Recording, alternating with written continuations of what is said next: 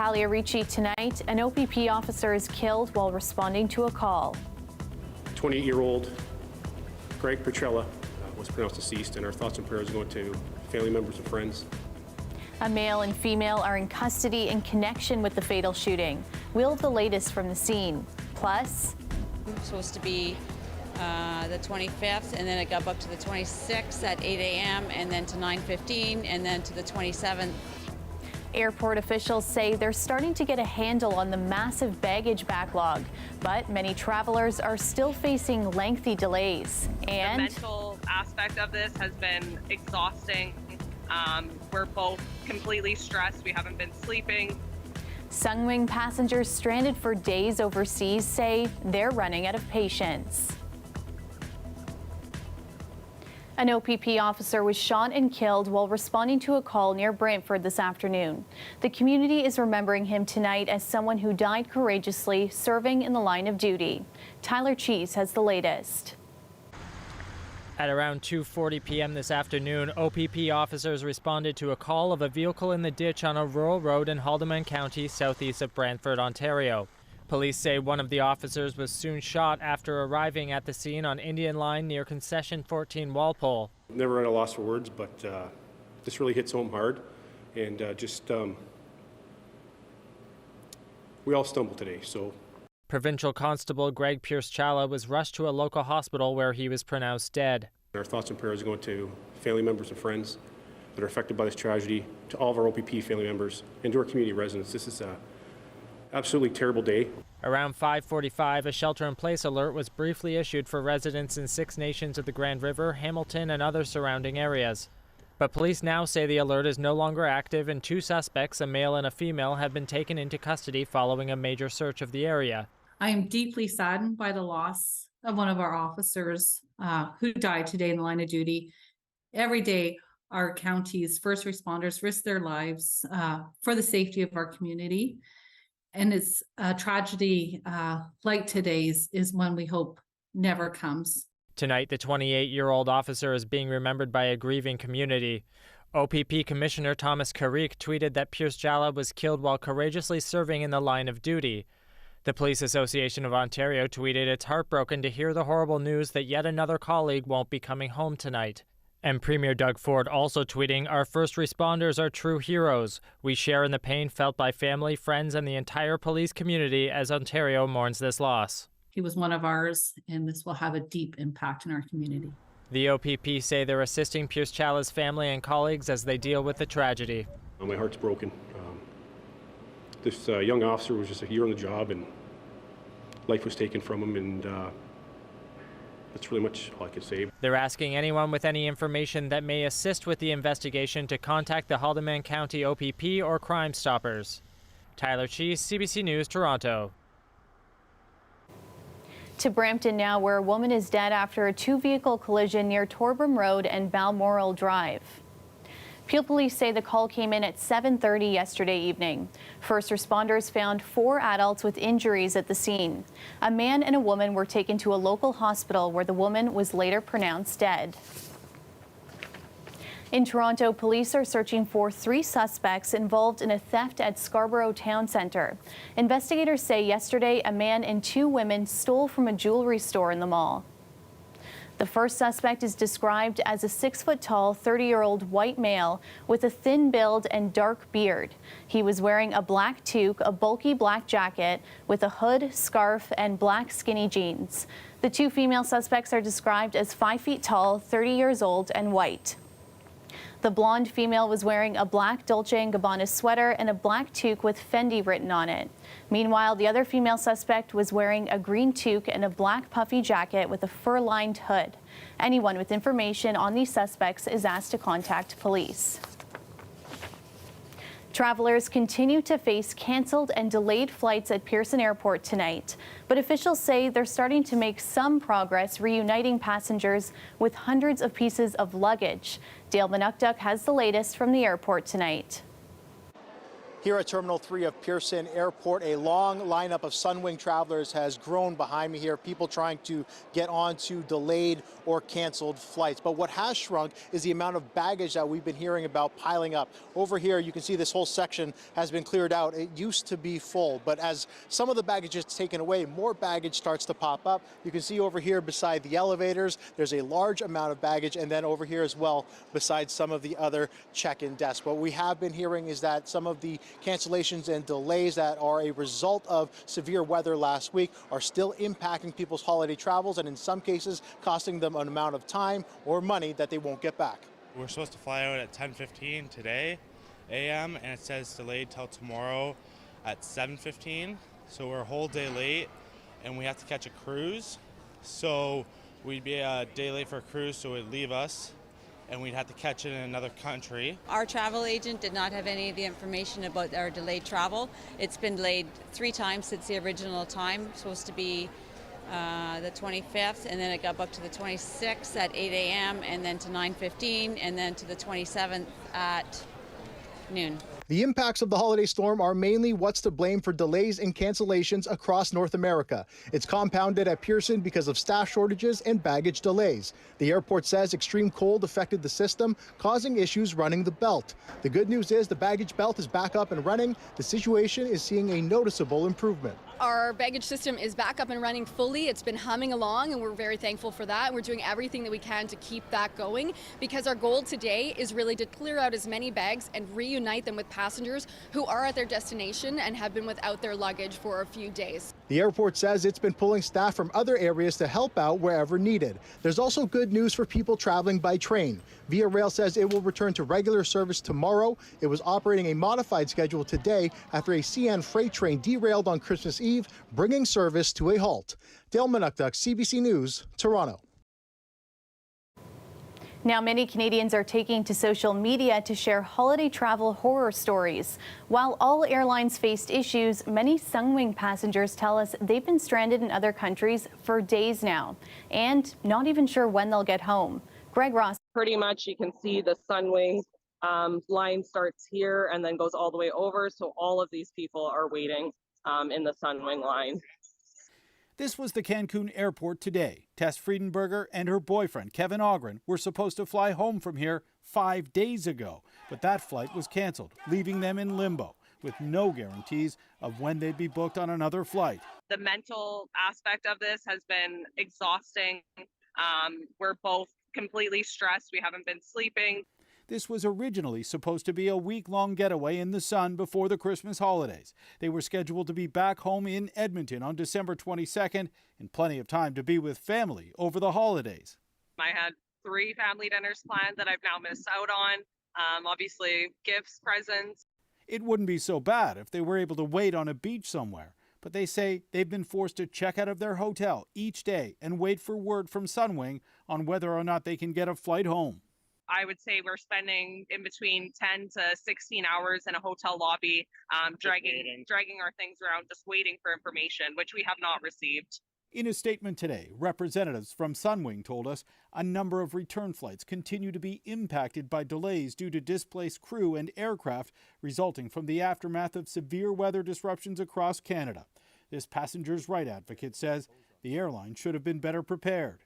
Other airlines have also experienced at least as big of a hardship, as big of a problem as Sunwing did, especially with airlines who fly a lot to Vancouver. Yet those airlines have reasonably recovering from that situation. He says passengers affected are entitled to compensation. The passengers are owed $500 per passenger for delay in arrival of more than 9 hours, meals, accommodation. He says Sunwing is not the only airline to face these issues. He says the federal government needs to do a better job of outlining a compensation structure, and he says it needs to be enforced. The Canada Transportation Act contains a lot of tools.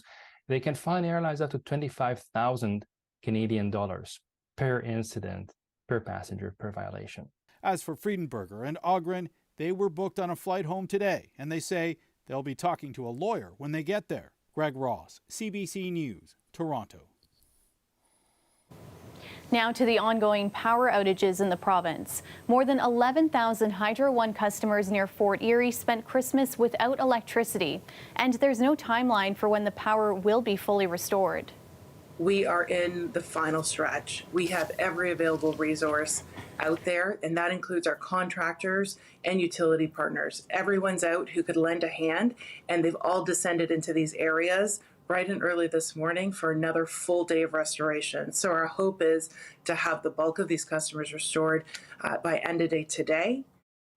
Cleanup crews are working to repair electric lines brought down by strong winds and fallen trees, which were further damaged by heavy snow that accumulated over the weekend. And across the border in Buffalo, a driving ban remains in effect, and officials there are bringing in extra help to keep people off the roads.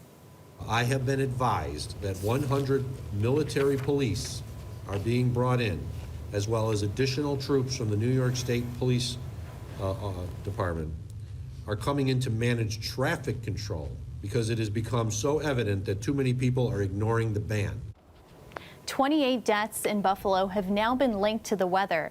The storm dropped over a meter of snow in some areas. Officials say it's the worst storm to hit the region in 2 generations, drawing comparisons to the historic blizzard of 1977.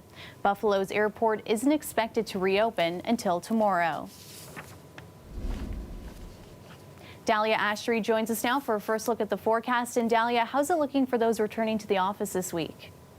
Well, Talia, yes, we just came back from the long weekend, the holiday weekend, and it's not so bad for today, kicking this week off, although it is Tuesday today. Earlier, it was fairly nice outside today, a little bit of a wind gust and a bit of a chill, but overall pretty decent temperatures. What we are expecting, though, in just a few days is some rain, so that's on the way. But first, let's talk about the daytime highs in Toronto. Today it was -3. Of course, when you factor in the wind chill, it feels a little bit cooler than that. A little colder out in Ottawa, -4. We know, of course, extreme snowfall out there in eastern part of Ontario. And when we take a closer look, there's really no warning like we had last week when it came with that snowstorm that we had.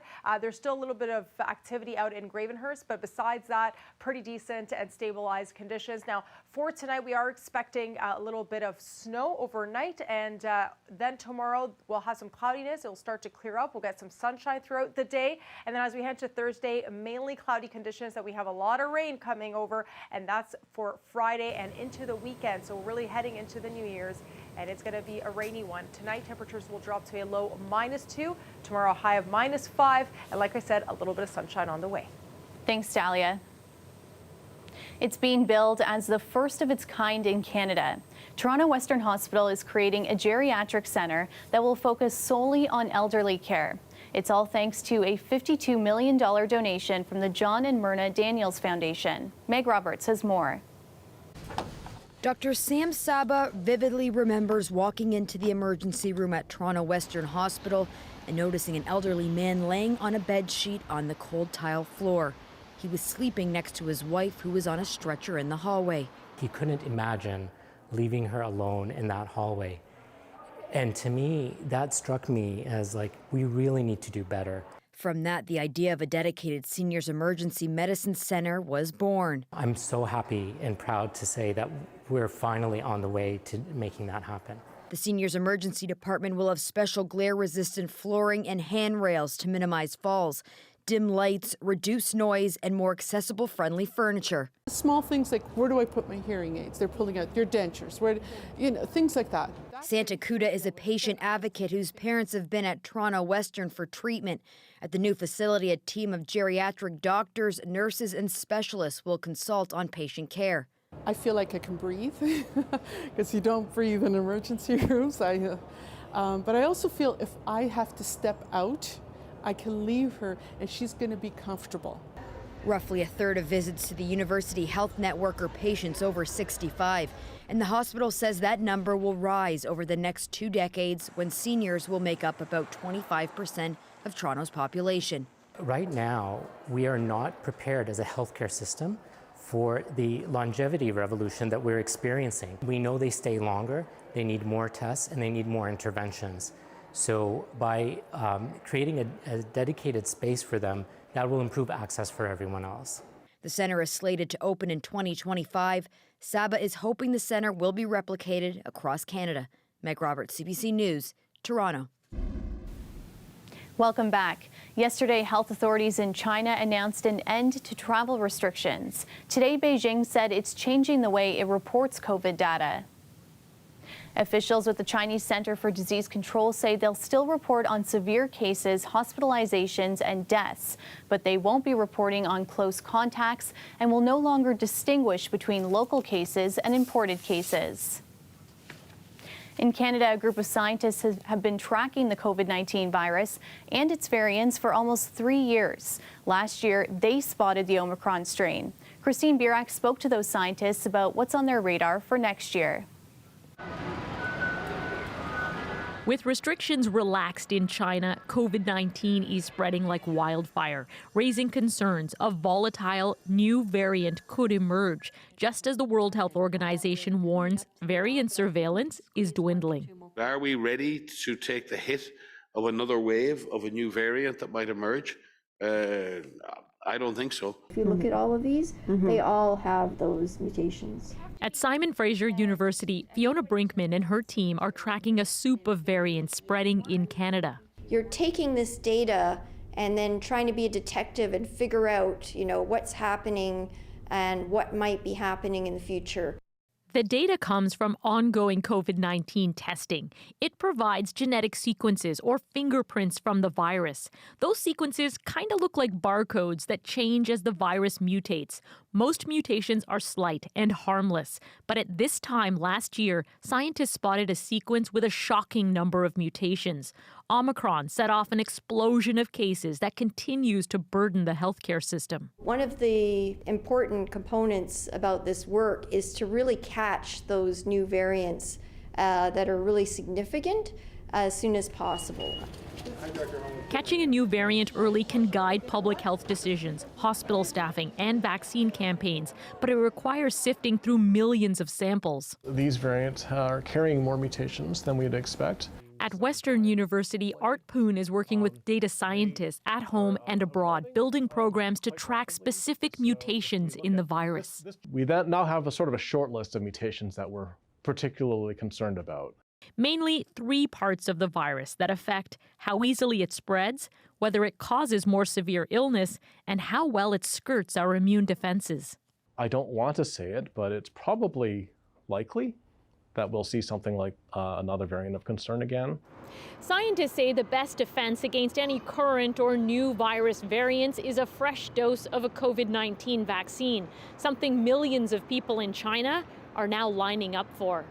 Christine Birak, CBC News, Toronto. There's a live look at our city skyline. Cloudy tonight with a few flurries, currently sitting at around -3. Dahlia's back now with our extended forecast, and even though we're seeing some flurries out there, it's also expected to warm up a bit. That's right, Talia. We had a little bit of flurries earlier today, and that will carry through overnight. But tomorrow is a completely different story. We have a lot of clouds, but then it'll start to clear up, and we'll get a little bit of sunshine on the way, something I think most of us need, especially after that snowstorm from last week. And then towards the end of this week, heading into the new year, 2023, we'll start it off with a little bit of rain. So let's take a look at the daytime highs today. -3, a little cooler out in Kingston, -2. So eastern parts of Ontario is a little cooler. Of course, a lot more snow than what we're experiencing here because it's been pretty dry lately, except for the little bit of flurries that we had earlier today. So if we take a closer look, there's really no warnings that we have in place except a little bit of activity out in Gravenhurst, some snow there, but that's pretty doable, understandable that it would be. And then of course we have some strong winds gusting tonight in Toronto, 43 kilometers an hour. And then as we head into the next few days, we'll be seeing winds gusting up to 50 kilometers an hour, and that will carry through over the next few days. Heading into Wednesday and Thursday, we'll see winds gusting even up to 57 kilometers an hour. Now,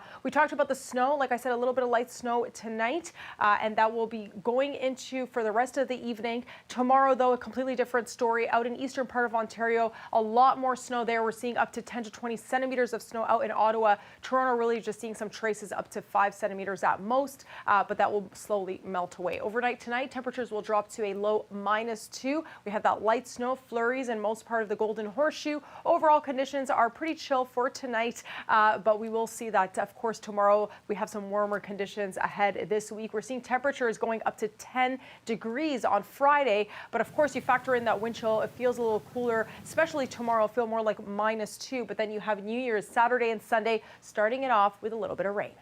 Thanks, Dahlia. As the cold wind and snow hit southwestern Ontario, one photographer wanted to get some good shots. He went to Point Pelee National Park in Leamington. All suited up with spikes under his shoes, he and some friends made their way to the point where they caught sight of some ducks stuck to the ice.